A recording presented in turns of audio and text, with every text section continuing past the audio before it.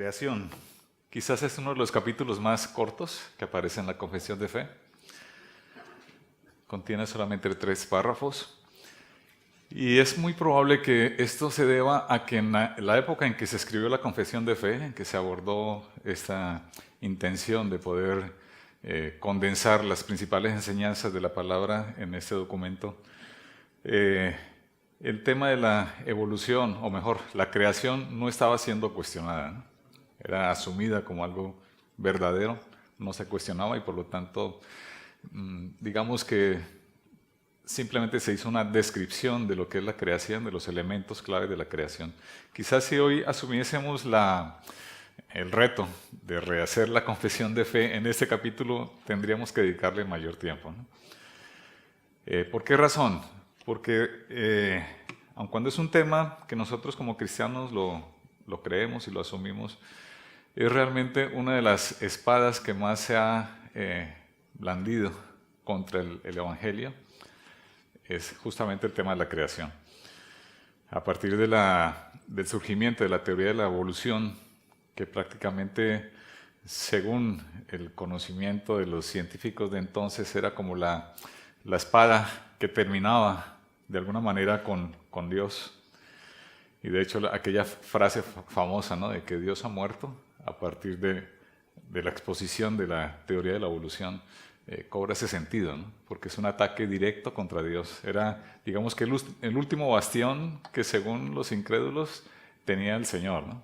Porque no había forma de explicar la creación hasta que surgió aquella teoría famosa de la evolución, que todavía sigue siendo una teoría sin probar, ¿no?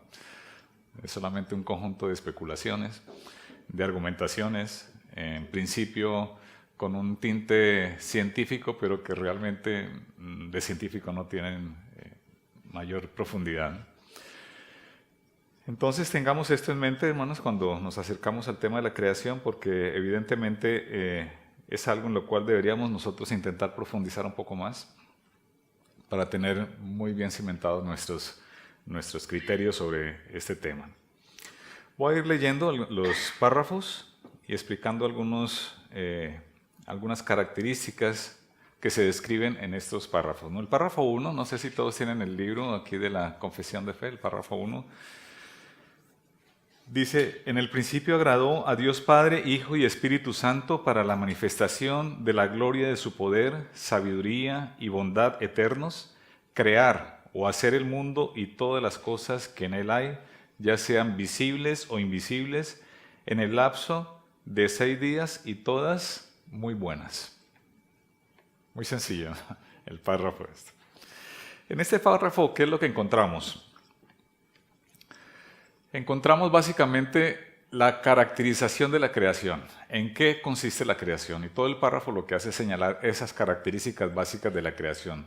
La primera de ellos es el tiempo de la creación. ¿Cuándo ocurrió la creación? Entonces, aquí sencillamente dice en el principio, ¿no? Y de hecho es la primera frase que aparece en la Biblia, ¿no? En el principio creó Dios los cielos y la tierra. ¿Y en cuál principio? Surge la pregunta. Pues evidentemente estamos hablando del principio del ser humano, el principio de lo que nosotros entendemos como el ambiente que nos rodea, la tierra y todo lo que gira en torno a lo que es la creación en su conjunto, ¿no? No tiene nada que ver con el inicio de Dios, porque Dios no tiene inicio, no tiene principio ni tiene fin. Dios es eterno, ¿no? Por lo tanto, está aquí hablando de un punto en el tiempo, de un momento en el tiempo en el cual ocurrió la creación, porque Dios escogió ese momento para hacer la creación. Entonces, el tiempo de la creación es en el principio, ¿no?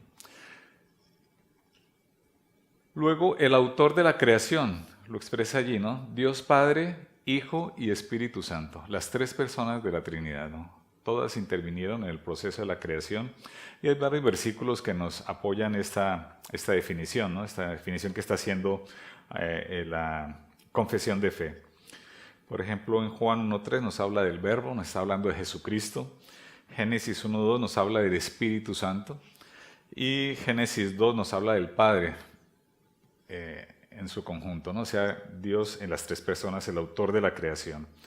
Luego, el propósito de la creación.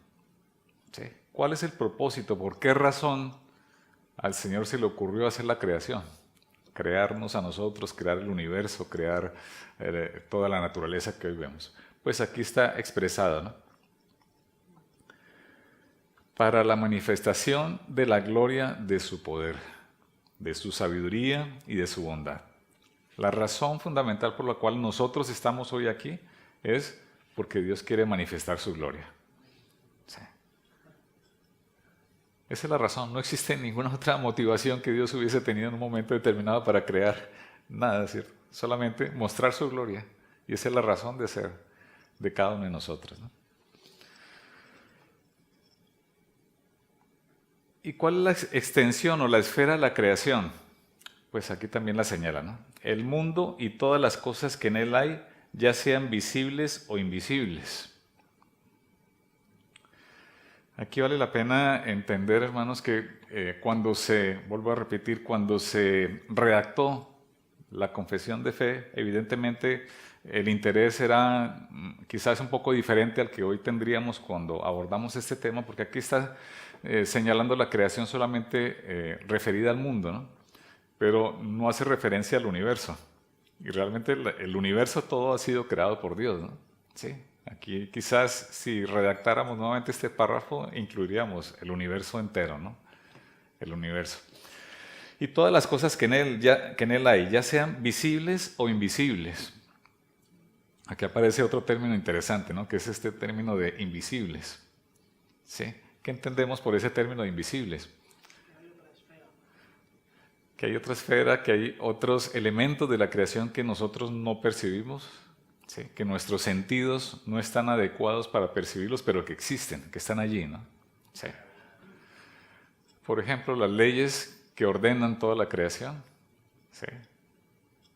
La gravedad, los campos magnéticos, además de todas las cosas súper pequeñas que todavía no se han descubierto, ¿sí?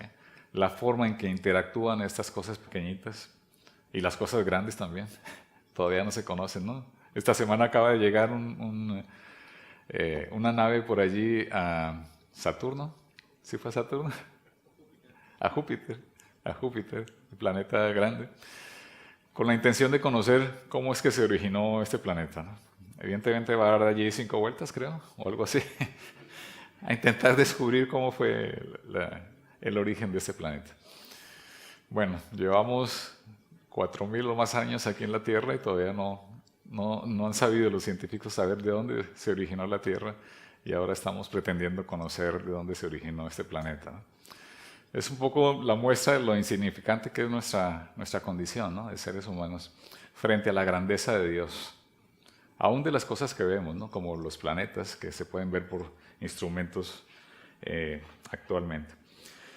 Evidentemente, entonces, estamos hablando de cosas visibles e invisibles.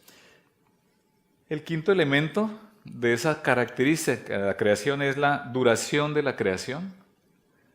¿Sí? Lo dice claramente la confesión, en un lapso de 6 días. Esa es la duración, el término en que Dios utilizó para crear todo lo que vemos y lo que no vemos. Y el resultado de la creación, el último elemento de esas características. ¿Cuál es el resultado de la creación? Que todas las cosas fueron creadas muy buenas. ¿De acuerdo? Entonces, este es un resumen de lo que conoceríamos entonces como la caracterización de la creación, esos 6 puntos en ese párrafo, ¿no? El tiempo de la creación, el autor de la creación, el propósito de la creación, la extensión de la creación, la duración y el resultado de esa creación. Ahora, esto tiene algunas implicaciones que quiero señalar un poco porque creo que son las más relevantes en este momento. Por un lado, que entendemos literalmente el relato de la creación, ¿sí? Es decir, entendemos que es un relato histórico y no solamente un relato simbólico, sino que lo que dice Génesis 1, 2 es un relato, y Génesis 3, obviamente, es un relato histórico, sucedió, y tal como lo relata la Biblia. No son simbolismos, y eso es parte de nuestra creencia como cristianos, ¿no? Creemos que Dios creó los cielos y la tierra y los creó en 6 días, y tal como lo narra la Biblia, ¿no? Sí, no es algo simbólico allí como representativo de algo que sucedió de otra manera. Esto tiene entonces implicaciones sobre la teoría de evolución, que vuelvo y repito que en su momento no existía cuando se redactó la Confesión de Fe, pero vemos que la teoría de la evolución contradice la enseñanza bíblica abiertamente, ¿no? Y vuelvo y repito, fue, digamos que, el punto final según los científicos con el cual mataron a Dios, ¿no? Sí. Eso venía sucediendo a través de los siglos y llegó justo el momento en que Charles Darwin dijo: existe una evolución, hay un proceso evolutivo de los seres, de todas las criaturas, a partir del cual, digamos que las especies se transforman, y una de esas transformaciones llegó a ser el hombre. Sí. Y esto rompió con el mito, según ellos, de la existencia de Dios, porque ya no había necesidad de Dios. Hasta ese momento se necesitaba Dios, pero justo que se plantea la teoría de la evolución y deja de haber la necesidad de Dios para explicar las cosas. Sí. Lo otro que vuelvo a señalar es que fueron 6 días literales de 24 horas, no fueron días eras. ¿Sí? El día era es una explicación que muchas personas, incluso cristianas, han querido darle a la creación con el fin de intentar alinear un poco la teoría de la evolución con la creación. Entonces argumentan que Dios utilizó días eras y utilizan el versículo de que 1000 años para Dios es como un día, ¿no? Entonces hablan de que pudo suceder mucho tiempo del nuestro entre cada día y día, ¿no? Pero la Biblia nos habla de 6 días literales de 24 horas, ¿no? Y así lo creemos nosotros. Fueron 6 días literales de 6 horas, ¿no? Contradice entonces los postulados científicos sobre la edad de la Tierra. ¿Sí? La Tierra es joven. Los científicos dicen que la Tierra es muy vieja, muy antigua. ¿Por qué razón? Porque toda la teoría de la evolución está restringida o está limitada a la existencia de un gran tiempo, de un gran lapso de tiempo para poder darse el proceso evolutivo que ellos intentan explicar, ¿no? En un corto tiempo esto es inexplicable, pero la Tierra realmente es más joven de lo que dicen los científicos, ¿no? ¿Sí? Podríamos hablar de cuántos años, 6000 años más o menos, cuando mucho, ¿sí? Y los científicos hablan de millones de años, ¿no? Sí. No de miles, sino de millones de años. Nosotros creemos que es una Tierra joven, o sea, de la creación hasta este momento no han transcurrido todos los millones de años que dicen los científicos, ¿no? Y también creemos que Dios no está sujeto a sus propias leyes físicas, si bien Él las estableció para ordenar el funcionamiento del universo. Él no está sujeto a estos elementos, por lo tanto pueden existir algunas explicaciones para cosas como, por ejemplo, que Dios creó a Adán siendo mayor de edad. ¿Sí? Dios lo creó de 30 años, ¿no? En un minuto quizás que duraría la creación de Adán. A ver cuánto se demoró Dios haciendo allí al hombre, ¿no? Y hay otras explicaciones, otros elementos, otros eventos de la historia que nos hablan un poco de eso, ¿no? Por ejemplo, el milagro de la conversión del agua en vino. Sí, un buen vino todos sabemos que requiere un tiempo de maduración, ¿no? Y en ese momento del milagro, pues ocurrió en minutos el añejamiento del vino para hacer un buen vino, ¿no? Algunos lo llaman a estos fenómenos la antigüedad aparente, es decir, Dios es capaz de darle a su creación una antigüedad aparente, aun cuando en la realidad ha sido en poco tiempo, ¿no? Sí. Bien, entonces tenemos esas implicaciones. Evidentemente, hermanos, que lo más importante para nosotros en este párrafo creo yo que es este punto 3 de las características. ¿Cuál es el propósito de la creación? ¿Para qué Dios creó los cielos y la tierra? Y allí es donde debemos centrarnos nosotros, para la gloria de su poder, de su sabiduría y su bondad. Esto hay que señalarlo con énfasis, ¿no? Esa es la razón de la creación.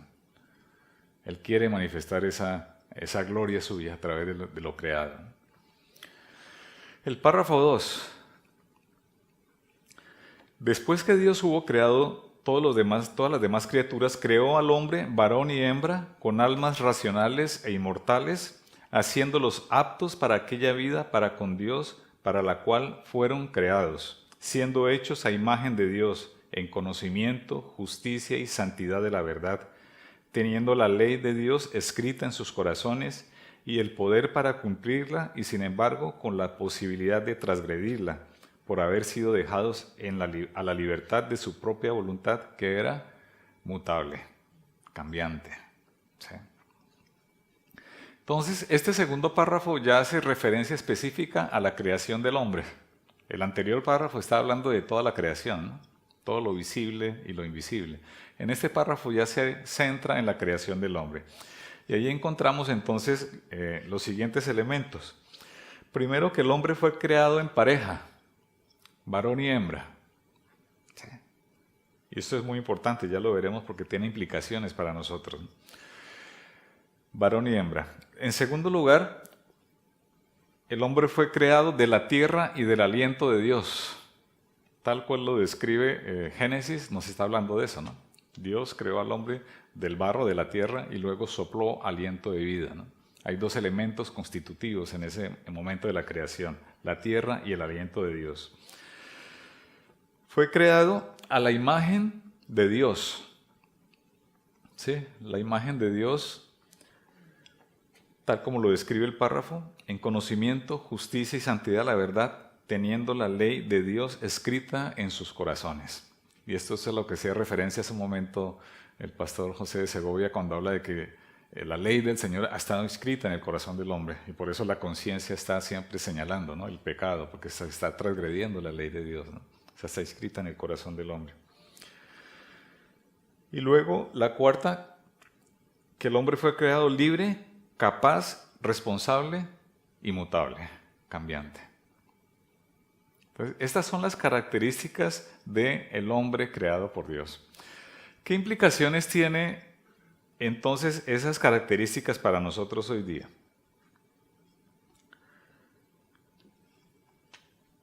En primer lugar, creados en pareja, hombre y mujer. Hay al menos 3 razones que podemos descubrir por las cuales Dios creó al hombre y mujer en pareja. ¿Sí?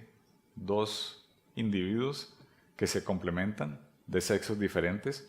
Una de las razones es no estar solos, por eso Dios hace a Eva, ¿no?, para que el hombre no esté solo.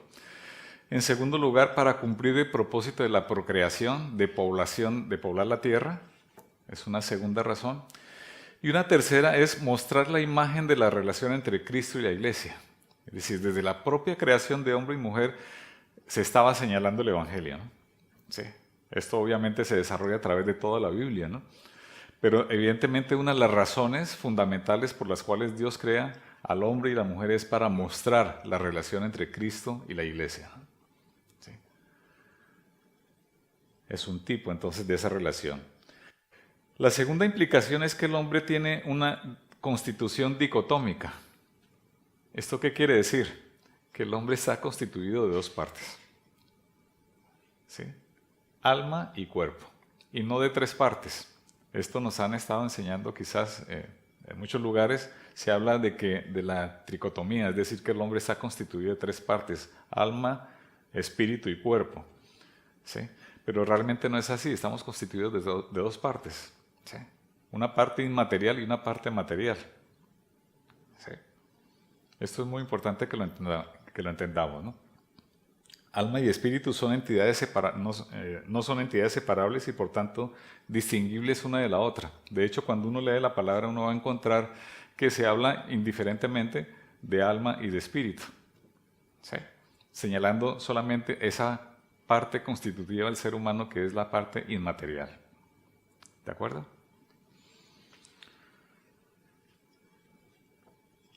La tercera implicación es que el hombre es imagen y semejanza de Dios.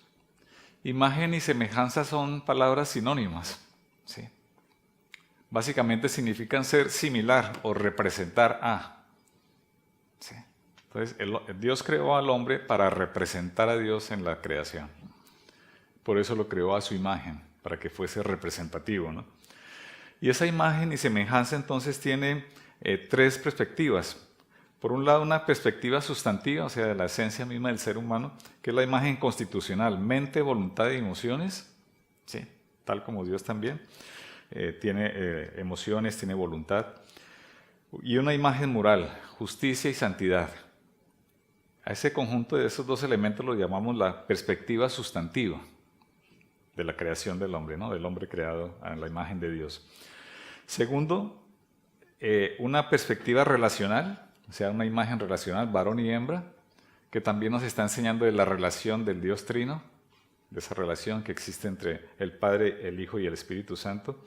Y una perspectiva funcional, que tiene que ver la razón de la creación o la orden que Dios le da al ser humano, ¿no? La imagen de gobierno o de autoridad. Dios delega en el hombre el dominio sobre la tierra. Ejercerá dominio sobre toda la creación. Y de hecho el hombre ha cumplido esa orden que el Señor le ha dado, ¿no? ¿Sí? Ejercer ese dominio.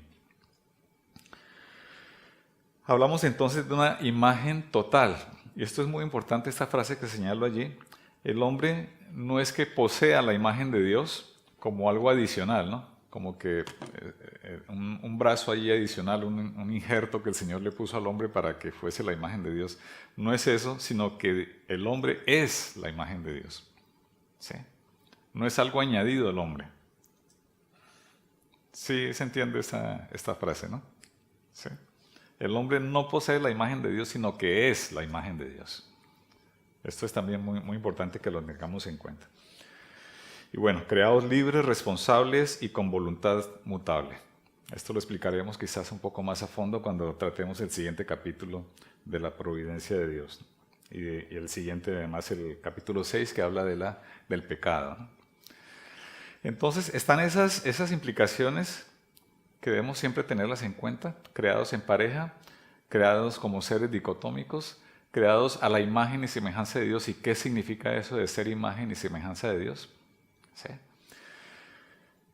Y sobre todo la frase que he comentado, ¿no? Que el hombre es imagen de Dios, es decir, representa a Dios en su forma y constitución que Dios le ha dado. Muy bien, párrafo 3. La creación en su primer tiempo, lo llamamos así. Además de la ley escrita en sus corazones, recibieron un mandato de no comer del árbol del conocimiento del bien y del mal. Y mientras lo guardaron, fueron felices en su comunión con Dios y tuvieron dominio sobre todas las criaturas. Ese es el tercer párrafo, ¿no? ¿Qué implicaciones tiene ese párrafo, esa afirmación? Básicamente que mientras voluntariamente obedecieron el mandamiento de Dios y cumplieron a cabalidad la misión que Dios les había encomendado, ¿sí? Y las tareas que Dios les había asignado. Fueron felices, pero no por estar en el paraíso, sino por mantenerse en su comunión con Dios. Y esto también es muy relevante para nosotros, ¿no? Realmente el paraíso no es un lugar físico, o no lo debemos entender como un lugar físico, y el cielo tampoco debemos entenderlo como un lugar físico, tal como nosotros lo percibimos con nuestros sentidos, ¿no? Sino es una relación con Dios. Esa comunión con Dios es lo que hace el lugar un paraíso, ¿no? Es lo que hace el cielo, que Cristo está allí con todo su esplendor, con toda su gloria, y vamos nosotros a ser restaurados por completos para poder contemplar y disfrutar de la gloria del Señor. Y eso es lo que hace el cielo, porque vamos a tener esa comunión estrecha con el Señor. Bien, hermanos. Bueno, una descripción muy rápida de lo que es este capítulo. Estos 3 párrafos que aparecen allí. Hay alguna bibliografía que quisiera señalar. Primero, pues el libro que todos conocemos, el de Samuel Waldron, Exposición de la Confesión Bautista de Fe. Luego hay una explicación de la Confesión de Fe que la pueden encontrar en ese link que está descrito allí en pantalla, en el capítulo 4. Y luego hay un libro para los que se interesan un poco por los temas de la apologética, con esto de la creación, que se llama Génesis para hoy. No sé si alguien lo ha leído. Es un libro denso en cuanto que contiene muchos elementos de tipo científico, ¿sí?, que nos permiten entender de mejor manera la creación de Dios y la gran complejidad del ser creado por Dios. Y por qué razones es imposible pensar que haya habido una evolución en el tiempo para que la creación hubiese evolucionado, cambiando de una forma a otra, tal como la vemos hoy día. Entonces es muy interesante el libro, si a alguien le interesa este tema. Se llama entonces así, ¿no? Génesis para hoy, de Andy Macintosh.